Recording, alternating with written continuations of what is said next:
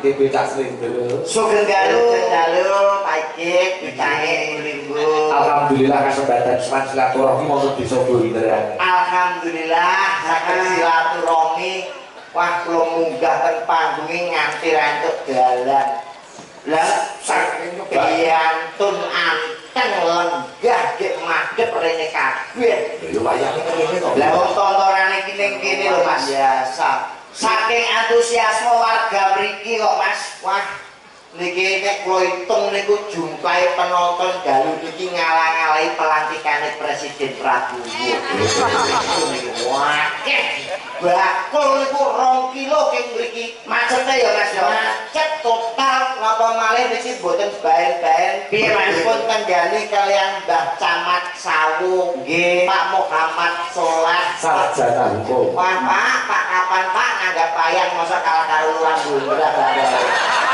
Ya Pak Camat iki jane gampang nek wayang nggo telepon Lah, urunan sak jutaan. urunan. Wis dadi ini. Dadi masa jenengan dugi mriki mek ndelok tok. Paling berkah. Donga. Nah, tapi sing lucu ki ya kowe kok nek apa ning desa niki kaya panjenenganipun Mbah Lurah wis jelas bersih desa utawa sedekah bumi. Lah saiki nek Pak Camat kok mbok nanggap wayang itu sacarane opo? Lah ulang tahun kok rabine ya iso. Ya Agustusan. Agustusan iso. Lho ki ora ngerti dengan adanya pemerintah efisiensi anggaran ki lek golek dana iku kondi. Asmane wae tak yo wis Bapak Muhammad Soleh iku sedekah leh iku aja nganti weleh. Sedekah iku aja nganti waleh.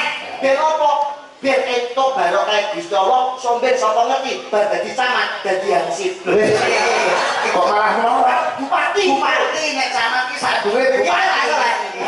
Pak Soleh lho piye, Pak? Oke panjenengane ora ngerti Pak Soleh iki piantune sing ngendi ora. Lah niku sampinge sing gawe baju kuning batik. Barang loro aja nganti diutik-utik dagese batik. Ya kuwi tumindak mungkar lan nafsu. Kuwi nek batik nggih barang loro aja nganti diutik-utik. lah nek Pak Mbah Lurah nganggo ireng. Ireng niku tegese iri dengki ora pareng.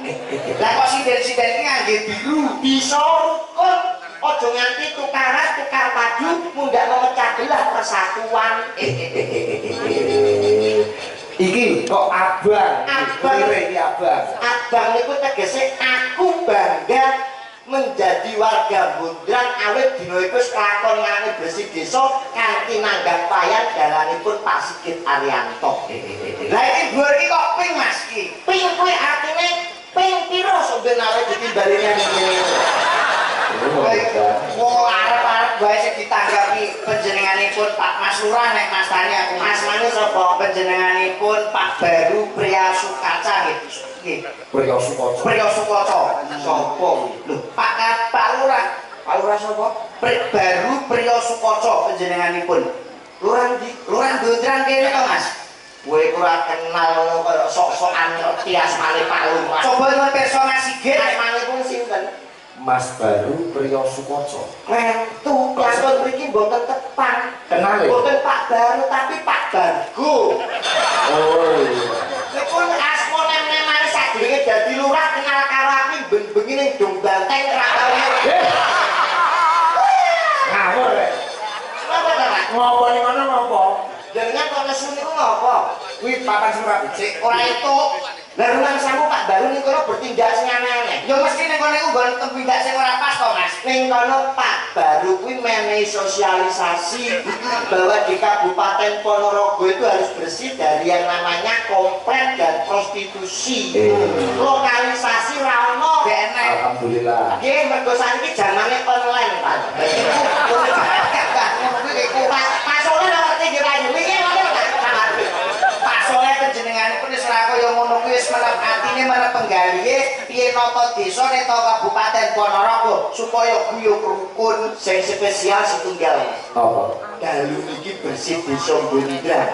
Niku manggon teng tengahe desa. Kok iso? Loh, ini lapangan voli. Lapangan voli lho, tapi niki tengah, Mas. Ngono ya? Nggih, dusune tengah. Oh. Mergi napa Bonderan itu terdiri dari 4 dusun, 8 RW, 16 RT, jumpa 1749 rondone 124. Kowe kok apa? Apal kowe iki? Sik to kowe bola-bali nek mestine ndagel munggah panggung kok sing mbok marke kok rondo. Mergo iki daerah TKI Mas, TKI. Jadi tapi ora kaya ngono iki ketoke kowe kok dasio karo rondo to Mas. Aja gawe gelaning atine rondo, nek rondo mbok dasio atine lara, yen kowe gak trima mbok ya dititipne ning bali desa ben dipangan kami tuwa. Kami tuwa sapa? Kami tuwa koko. Silakan mewah ngomong Pak. Oke, kami tuwa ngono. Kowe apa kowe kok wis sering Lah, mriki niku wonten kami tuwa sing tumindake niku lurus. Gak tau menggak-menggak kami tuwa liyane sak menggok-menggok tumindake saya iki enten, Pak. Sapa lurus? Kami tuwa adib. Iya, ini menang dicak ngombe ya moh, dicak ngolokan ya moh, pokoknya itu tidak lurus. Justru seorang pemimpin yang patut kita contoh, patut kita apresiasi oleh penjenenganipun kuwi Mas. Kowe ora ngerti to? Apa? Yang saya Pak Ijit. Iya. Nek Pak Lurah ngendika kali perangkat desa. Pak Lurah kali Pak Bayan niku nek diwirengke niku seenak. Seenak. Yan, nggih Pak Lurah.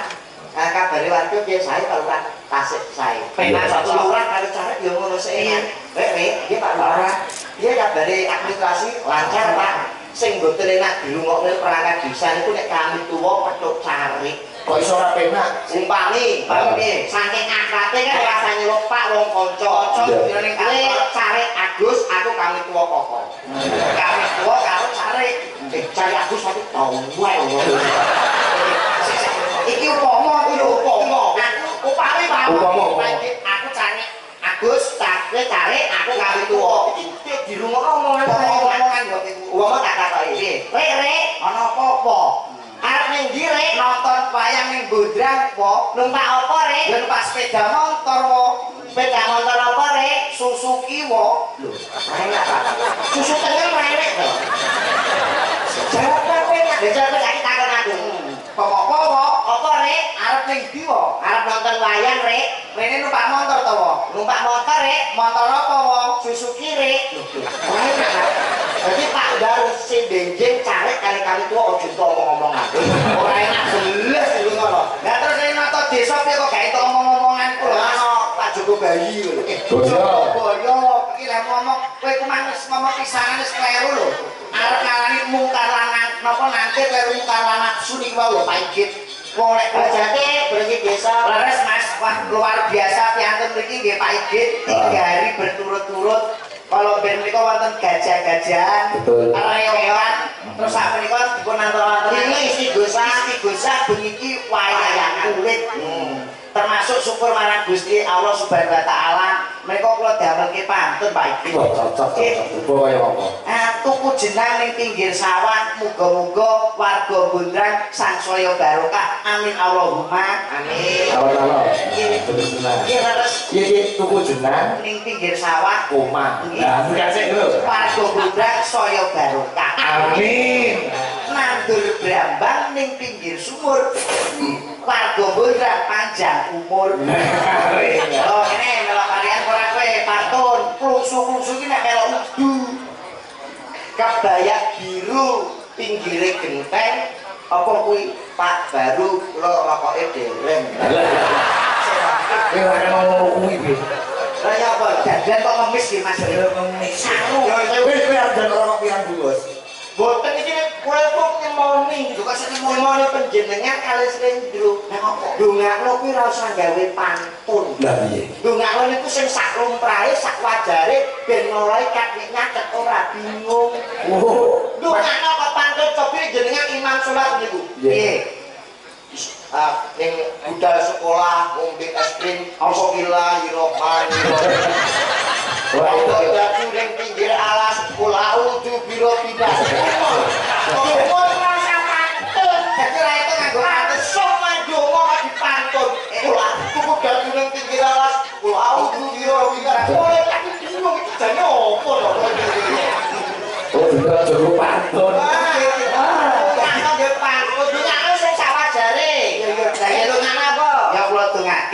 Muga-muga warga Bondrang iki diparingi panjang yuswa, sehat walafiat, pinaringan rezeki sing kathah tur barokah, sing cilik muga-muga sekolahe sangsaya pinter, sing diutang muga-muga utange ndang lunas, sing petani muga-muga tandurane asile malimpah ruah mati ketekuk payu larang. Amin amin. Mboten seto. Paikit. Piye? Jenengane ana wong donga ora adil sakian andi dene piye to? Yo adil ya. Adile yen pundi? Muga berkah barokah kabeh pinaringan kabeh. Sedaya warga panjang yuswa, diparingi panjang umur. Aku cocok cah cilik sekolah padha pinter-pinter. Sing masalah panen muga-muga petani asline panene malimpah ruah regane payu larang. Lah, iki lho. Ketoke bener ning asline donga sing ora adil. Yo bener to yo, dungake sing para petani ben panene Niku klentu. kok kleru. Niki donga sing jelas-jelas mboten adil. Dongamu piye? Donga yo mau sing panen mau panene asli akeh regane payu larang. Kuwi sing duwe sawah. Lah sing nang sawah sampe dongane ngono. Apa ora ono pesawat ini? Apa pianten sak wis karo duwe sawah kabeh? Durung karuan lurah sosok bengkoe digadekne ya. Donga kuwi sing adil lho. Lah donga sing adil lho terus piye to? Balikan nyuwun sewu kagem petani sing kagungan sawah, muga-muga kadongakno panenane akeh, hasilé melimpah ruah, regane saya larang. Dene sing urung duwe sawah, tak dongakne muga-muga tau ngarep dadi iso tuku sawah. Ngono, dikompliti ngono kuwi. Dikompliti. Donga kok ora adil bener. Lah nek kowe donga piye sing apik ku rasa malih aku kowe donga ya ora pas lho iki. Ya padha ora nuwun sewu lho pas. Piye terus. Lah niki nyuwun sewu kok pasti berak bapak iki Sandirono. Iki dari Tuban. Lho bapak iki dadilan kondang, dhek ndongane pake mawon mboten pas lho. Kok ora pas kuwi. Ana tetembungan ra taruna ngukuli bapa. Betul. Pake wiwit kabudut utawa mati, ndongane setahun sepisan kleru niku, Pak. Kok iso kleru to? Kowe iki anak-anak cah apa to, Bi? Pak ora kuburane kene Sandirono. Lah sing mbok kesekan kok kene, monggo kene iki kuburane Siti. Salah kowe. Kowe piye iku? Kleru. Kuburane ora sanggup puter-puter wiran rambute ngene lho. Kuburane Pakku ndi? Kuburane Pakku kene sing mbok sekar kok kene, monggo kene ku kuburane Siti. Nyekarku jam pira? Jam 4 sore, Bi. Anane jam 4 sore aku nyekar ning Pakku, tapi sing tak sekar kok Siti. Mergo ning jam 4 sore bapakku dolan ning Siti. Pakku dolan ning Siti oke ora ngerti jadwale. Lah Siti ki apane Pakmu? Gendane kok. Kadongan sakinah mawaddah warahmah. Kowe ku ngono jenenge anak-anak kotruk BTB dongane kuwi nek gak iso setahun sepisan paling gak ku seminggu 1 kali miturut ajarane Kanjeng Nabi sunah Rasul malam Jumat. Berarti nek dongakno ziarah kubur kuwi golek dina sing apik. Dinane apa malam Jumat. Ngopo kok kudu malam Jumat? Mergo sunah Rasul ibadah dilipat gandakan karo Gusti Allah. Dina sing apik dalem nyekar itu napa? Ini malam Jumat ini cocok karo rasul itu. Sobate Ini berkah, barokah dinane berkah. sunah Rasul. Iya. Jenengan ketara mboten nate nderek pengajian. Pengaosan tak tahu. Lah kok iso? Justru dina malam Jumat niku sing dilarang kanggo ziarah kubur. Nek kuwi aliran apa neh iki? Lho kula Islam, Pak. KTP kula niku Islam. Kok iso malam Jumat dilarang ziarah kubur? Mulane niki jenengan kula paringi ilmu anyar. Nek malam Jumat iki gawe-gawene kuwi elek, apik ya elek. Kok sampe kowe ngerti dawuh para alim ulama, saben malam Jumat ahli kubur mulih ning omah. Mbah-mbahmu sing wis mati malam Jumat iki mulih ning omah. Lah kowe nyapa yayakane kuburan? Arep digawe Siti ya. Pikir. Jadi kalau Jumat malam Jumat itu elek saben malam Jumat ahli kubur mulih ning omah. Mbah wis mati mulih ning omah. Lah kowe karo bojomu ning kuburan arep duwe nomor kowe ya. Jadi malam Jumat gawe malam Minggu. Malah caidan. Lho kok caidan malam Minggu, malam yang panjang, malam yang asik buat pacaran. Malam Minggu Mbah Bagus wis mati kudu pacaran ngebel. Kowe kebun binatang kuburan sepi. Sik oleh apa ngebel ae kan ngebel iki. Arep tangga ngene iki ya paling iki lho. desa lho Pak. Bersih desa. Nyuwun sewu Mbak Lurah. Piye Mas? Kula niki tak urun sekedhik babagan bersih desa. Oh iya. Ora ketang aku sik ketoke enom. Nyuwun sewu ya sekali Mbak Lurah. 7. 37 33 Pak. 37. Oh 37. Wah, kok ora ketok Pak piye Mas? Kok suwene sik 6 lho. Kaca wis suki lah. Setahun kok ya piye kok setahun tanggapan ya bosok ngono. Nyuwun sewu babagan bersih desa. Bersih desa iki apa Mas? Kenging napa desa niku wargane kok kudu nganakne bersih desa niku sebabe napa Pak iki? Nunjuke rasa syukur nang ngarsane Gusti Allah. Betul, awet wis diparingi rezeki sing melimpah ruah, awet dhewe wujude rasa syukur. Mergi jenengan nate mikir mboten? Apa? Awake dhewe niku menungso diparingi pikiran sing jagad, awak sing jagad diparingi nyawa. Ning nate mikir mboten, kenapa menungso kok dikeki sirah siji kuping loro, mata loro irung siji, tangan loro awak siji. Sebabe napa? Ya kodrate kok apa sampe? Lah Kersane Allah. lah sampeyan bener ngendikane Pak Sikit to cacile ya ngerti nek kodrat manungsa jangkepe ngono kuwi manungsa iki duwene kuping loro mripat loro sirah siji irung siji cangkem siji pundak loro tangan loro lah nek manungsa kok duwene tangan papat terus piye kok kaya Bathara Guru lho gak kebuan tangin Adi. Masalahnya kok saiki sebabe apa? kenging napa manungsa niki gawe tangan loro awak siji kuping loro irung siji Sebabe niku kan eling sadurunge kowe kon mikir ping pindho sadurunge kowe nglakoni satu perbuatan ben ora ana klerune mikir 2 kali sebelum kamu melakukan satu perbuatan niku lah pergi napa manungsa itu dilarake wonten ing alam donya lewat ibu ingkang sampun ngandhut nawa candra dasa muka dosa hari. dosa hari kok lek omong aja ngawur to ben dosa hari niku Dosa hari 10 dino. nggih niku dikaitkan dalam keadaan hidup utawa urip niku napa Urip kuwi manunggaling sapa lan raga. Yang sing dadi siji. Urip kuwi iki lho dene jagat roh kang mlebu ning raga. Sama nyawa ngobake raga.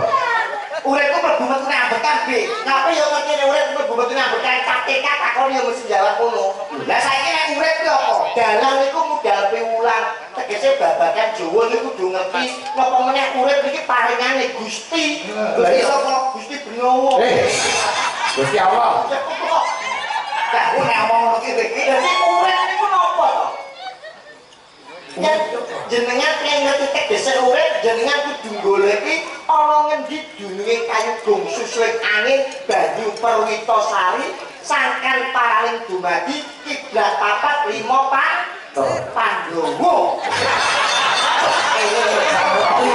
Pandhawa 5 padha bahasane jenengan kok Mas sakmene ya 5 Pandhawa sakmene 5 Pandhawa niku niku wayang 5 niku Pandhawa Besok Pak, ora-ora catatan juga. kiblat papat 5 Pandhawa urip niku jenengan pengen ngerti artine urip kedah ngaji nate ngaji mboten Ngaji. mungkin Guru Jaya Iya. Arif Batak nek bro Enek 30 komplit sak. lanjaran eta ora tau ngaji lho tikus lho be kok mah duwe omayan lho ngawur Cimakakot dan saksi. ngawur to Arif Batak enten pinten 30 komplit sak. keliru Arif Batak niku wonten 3 Kok sithik men? Arif Batak Bak awit batak sak. sing takok sak jin kok sapa lah aku takok Arif Batak ono piro lah kok iki sing takok kok sapa kuwi gede kok piye Arif Batak enten pinten Halo, tak oh tahu lu. lah iku Ngajak sering kawan iki kamur. Kamur gitu. mungkin kawul pengasamu nek jenengan pengen ngerti artine urip kudu ngaji lewat Guru Bijaya alif fathah a alif kasroh i alif domaku diwaca a i u yang artinya aku iki urip Kok jerumen panggil. ngerti mboten Ngerti?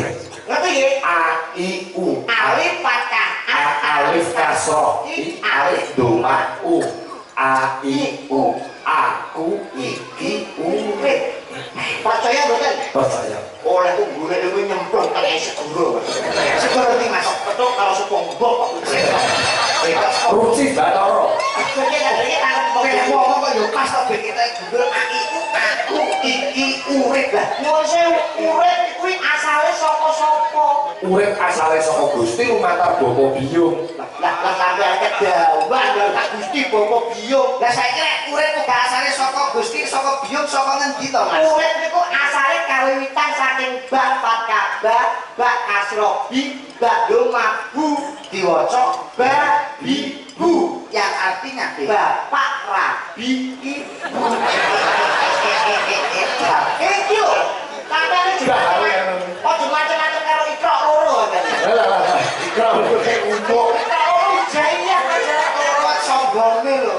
Babibu iki Bapak Rabi Ibu. Aku iki urip mergo Bapak Rabi Ibu. Urip niku diwiwiti teko kapan nganti kapan? Lah iki kok piye rumusé iki? Ora mboten. Nek ora ngerti takon jumeneng ae. Ora ngerti kok. Sampeyan bayarane larang dhewe kok. Yo larang yo lupa tanggung jawabe abot kok. Abot apa? Darah iki melek sungi lho, Be. Ora masaku yo kuwi meren kabeh kok piye. Yo kuwi yo melek. Tapi tangane obah, tukang kendhane apa kiker iki. Mas Sigit iki mergo anane bayare larang iki ngetokne swara. Sigit apa bisu? Iki swara kabeh.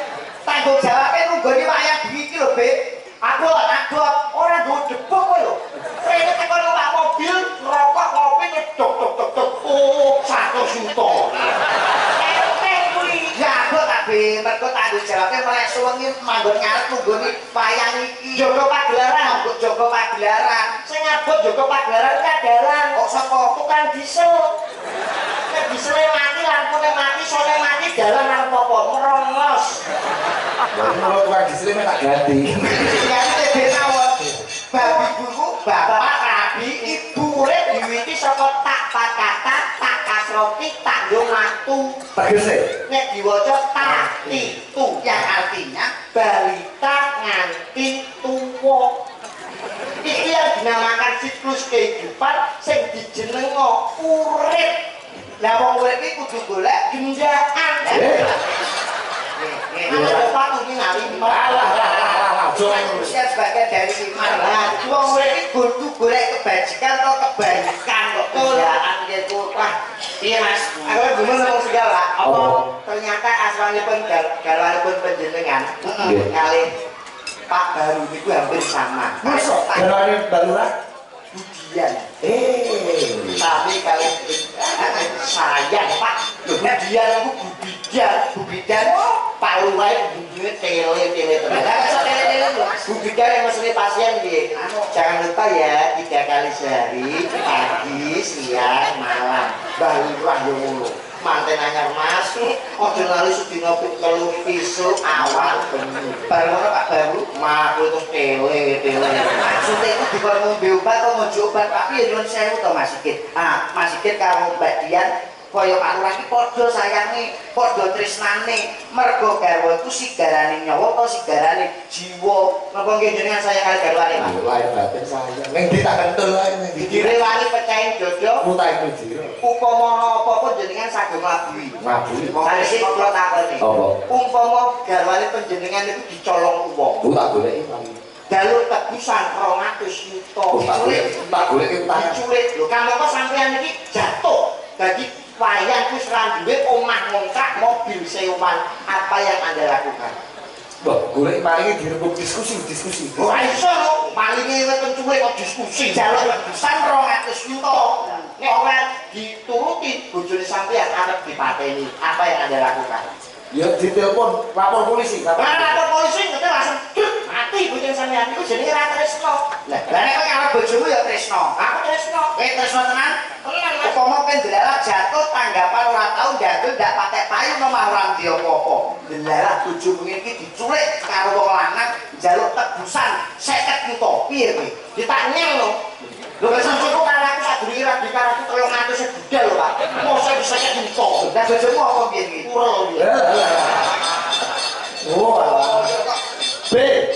Wayang akeh tuwite Pak. Wah, iki wonten pangunjutan Apa wis? Saking daluran ngesaken fragmen ketoprak Masjid Yatun Ponorogo niki remenganipun fragmentasi. Oh, cocok. Iki enten Mbak Melani, Mbak Lila, Mbak Indri, Mbak Ida, Mbak Ayu, Arani, Mbak Yosi, Mbak Umi, Mbak Ima, dua salusa, Mbak Eni pulang dari bodine pemain bal. Ya kok yo ireng men to nek dua salusa iki. Apa tinggal muni Pak iki? Mbak ini. Lakone kok sik ben nang kowe. Hitungane. Mak Pak sing ayu-ayu akeh mosok sampeyan Iki sik kok berarti metu sing ayu. mosok celengan Semarang dadi orang. Oh, banget boleh ketoprak. Kowe cuma itu wong batok bolu isi madu lho coba padake ngono. Sopo ngerti sok ben kene dua malam berturut-turut ketoprak tak dilayani. Sakit apa mboten iki? Lho sakit. Lakone apa? Lakone apa Mas? Sri Tanjung Sido Pakso Mas. Sutradarane aku. Lah kuwi. Kowe dadi apa, Be? Lakone apa iki? Sri Tanjung Sido Pakso. Iku apa iki? Alah. Kowe berarti ora ketoprakan Sri Tanjung Sido Pakso iki aku dadi bambangane Sido Pakso. Oh. Kowe dadi istilah iki. Sira Hadi Romo. Ya, kene.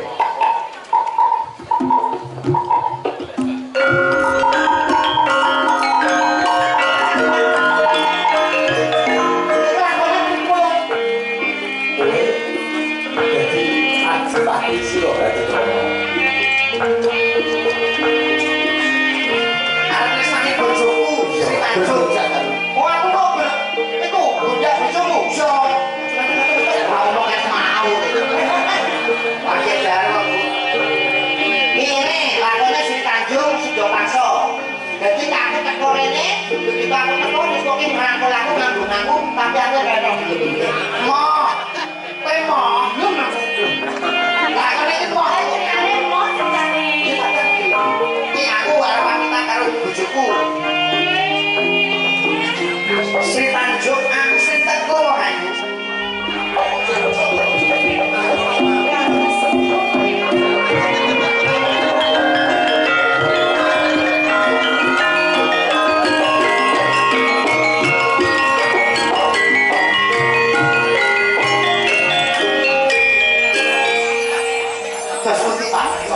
Terus atas kaya pasangan stunting kok saya iki ora tau Pak. Lah cilik-cilik cebol budaya. kok sebut gue Pak. Cilik-cilik. Dia garwanipun kakak. Anggur putak kok ning gone taman kaputian ngene. Keputren. Boten kaputian Pak. Kepatian. Ning gone taman Kepatian. Kepatian. Keputian. Kepatian. Ning gone taman kaputren Diaji.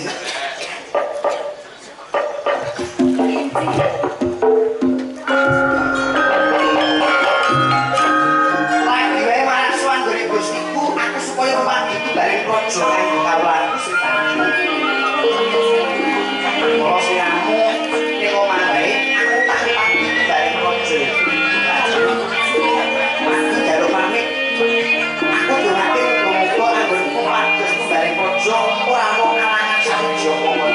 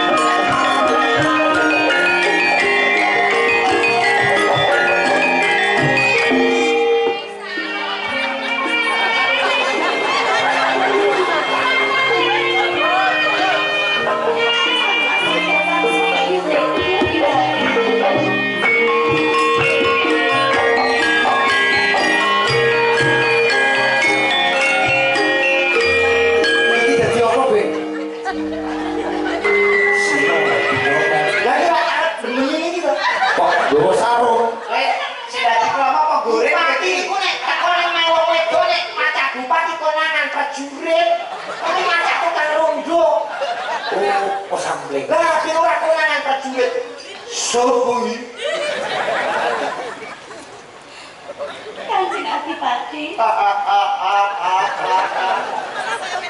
Oh, nice. Yang ini aku goreng berarti. Goreng ini muka.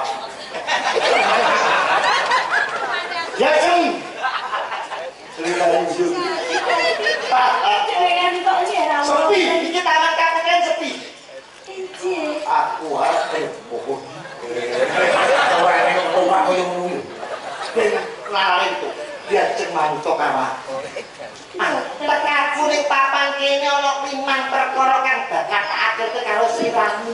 Kenapa nih? Ingkang sepisan ya kuwi maca Quran sama. Kok kang soleh kumpul lho. Oh, kita berarti Iki kene ben koyo alim kuwi. Legend. oh ini. Halo, Pak Kilti. Bocah kok males.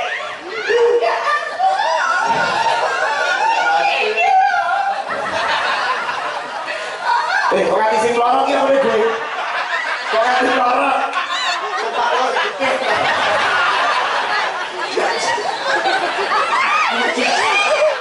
Butuh karo wong bagus.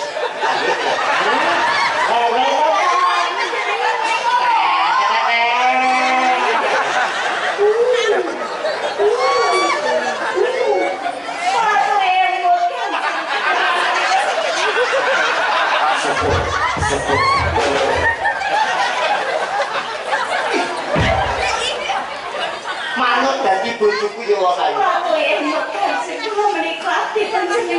Adi apa mergo tes nangkal kowe wis tak pet. Nganti petu ujug iki gone awakku. Lah ora apa-apa wis to. Manut aku penak-penak. Pelok Mas. Pero pas itu. Pelok Pak. Masih dijak sendiri.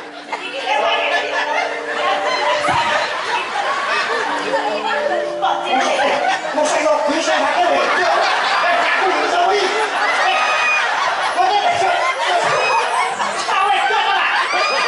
Gone hilang. Ora mungkin kalau bisa wi. Kok aku wi.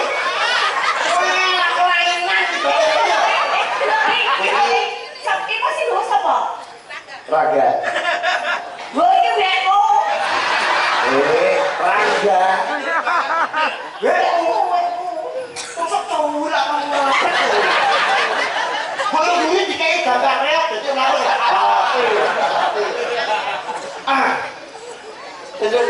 pelak Pak. Presnan ayumu tumpuk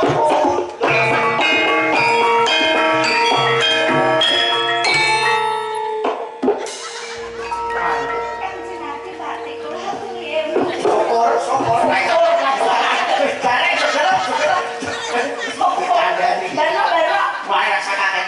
biasa mengaku umat kekondisi kayak manut ya wong ayu kowe njaluk apa bakal tak turuti apa kowe njaluk mas-masan mas tikis raja brana bakal tak kumplek paken kowe dadi bojoku aja kuwatir peduli lintang ora bulan bakal tak keloke karo kowe yen to kowe lepas kok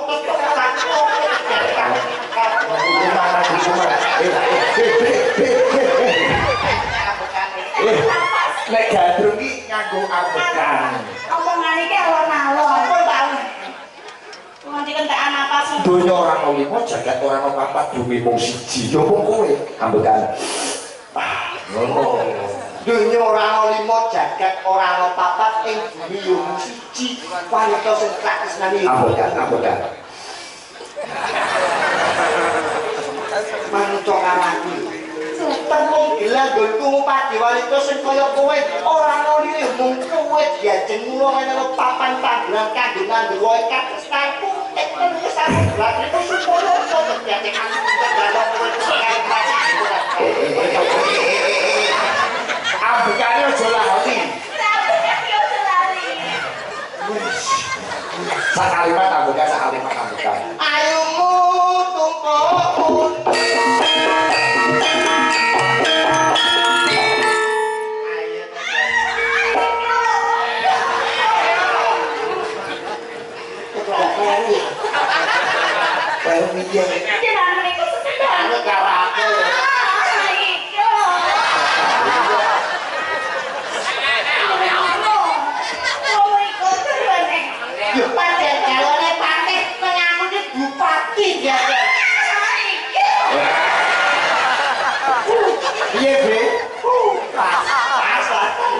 Pak baru betul jajal Pak.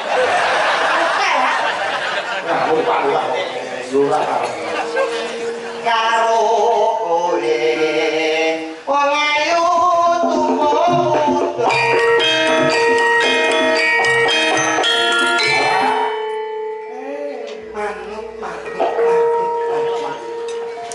manut wong aku kecil aku tak tahu yang penting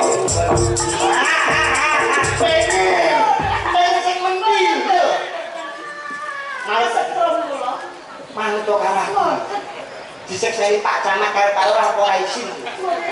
Lha kok mboten sebab apa? Gila. Lho, gila kok nek pas kampune padang. Ora pas peteng tempeli buku kopi. Nyumprus kafe ngono. mau ngapa kuwi salah Duh, gede Jawa. Sopo kaya gone moro tuwa. Oleh tak nuruti. Dewa-dewa ne asmara. Duh, dewa-dewa ne asmara. Najang ing jomoro.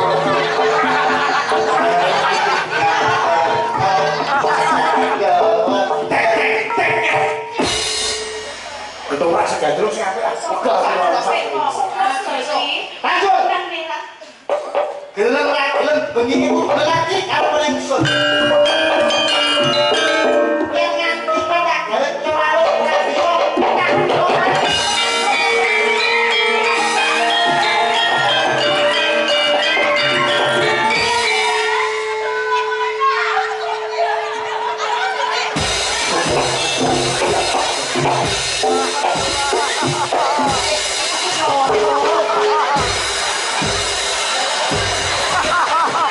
Iki ora apa-apa.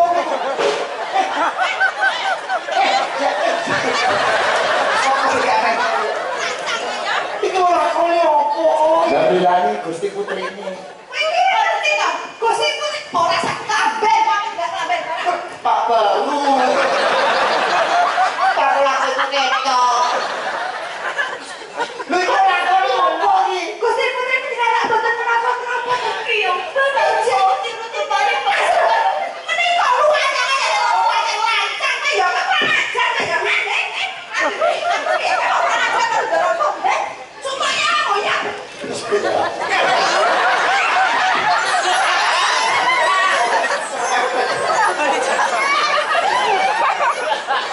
Mosok Ciwa Dikromo dilucutin pakaian. Lah iki bendarane sakne to biombane to lamun. Wis dibawa dari pengadilan. Nggih, pau palsuran perangkat desa, Pak. nggih napa Barulah katuran lembaga wonten mriki. Cocok. Monggo Mbah Lurah nika sadurunge wayang iki kata sanget iki diwaca iki. Nggih. Saking grup Reok Singolowono. Oh, nggih. Mas Harun, nggih. Pegelaran Singolowono tanpa miras bisa menghibur masyarakat Bundrang dengan penuh damai melaksanakan instruksi dari Kapolsek Sawuh. Tepuk tangan untuk grup Reok Singolowono. Tanpa miras. Nggih, makasih Bobo Harun, nggih. Monggo Pak Baru. Monggo Pak Harun.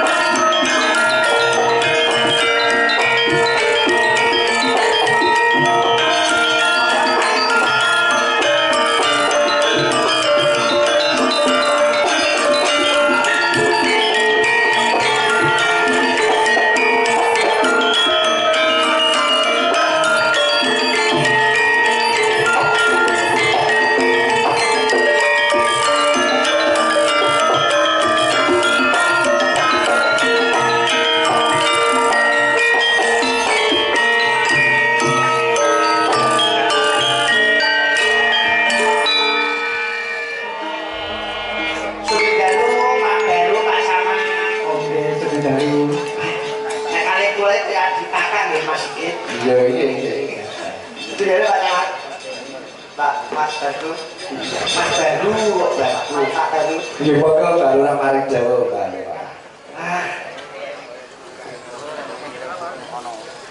Sampun paring dawuh napa Baru Nama Surah. Nggih ngatur Gusti rawuh dumateng sedaya kemawon.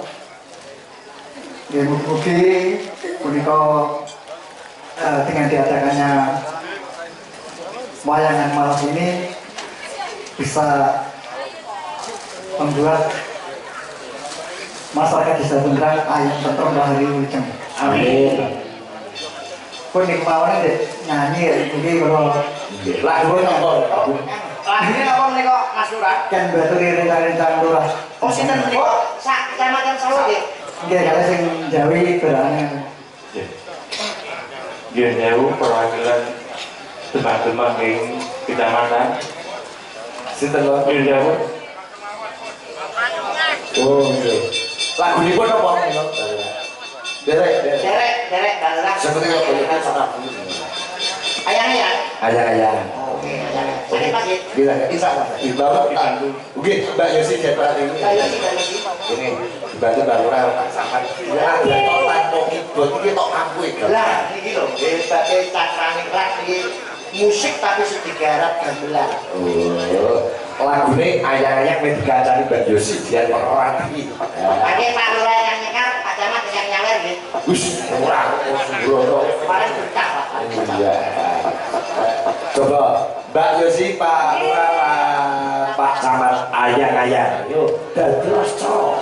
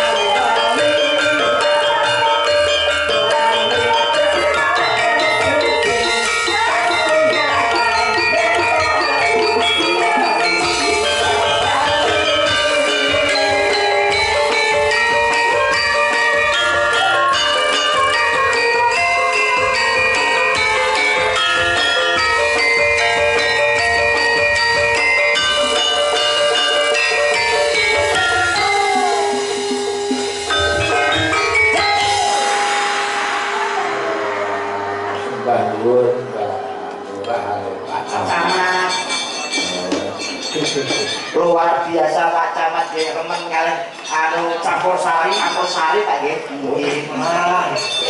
Dalam terus pundi Pak Camat? Oh, Namung juga. oh nggih. Oh, namung ngrentani nggih. Mbok bilih wonten sanesipun Pak Wakilnya Camat. itu mawon Bang.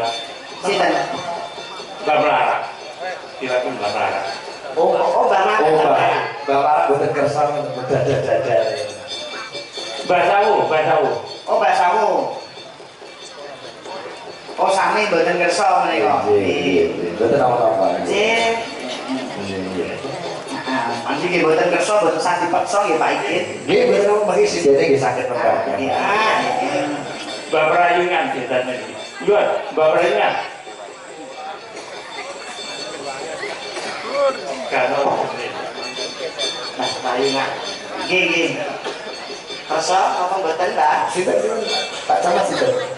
Oh, mboten kersa Pak Ikit. Napa tembangipun Pak Camat mawi ngersake lelagon? Nggih, ngersakipun apa? Kersane sing tembang siden-siden boten napa-napa Pak Camat. Lana Moro. Oh, Lintang Asmara. Nggih. Ayo, lila. Lila.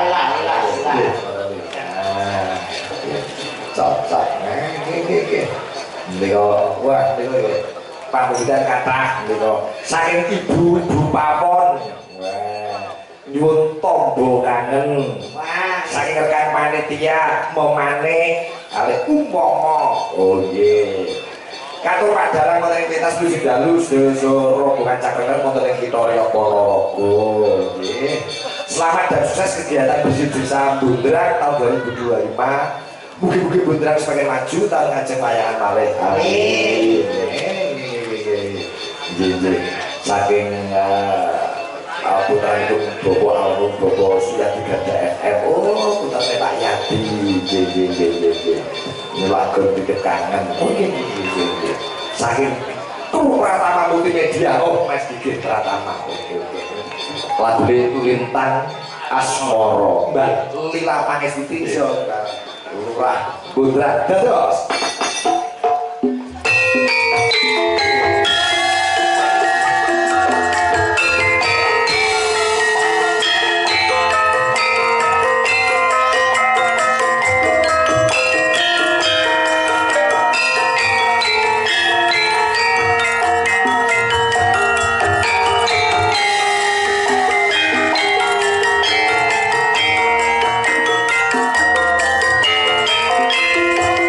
Thank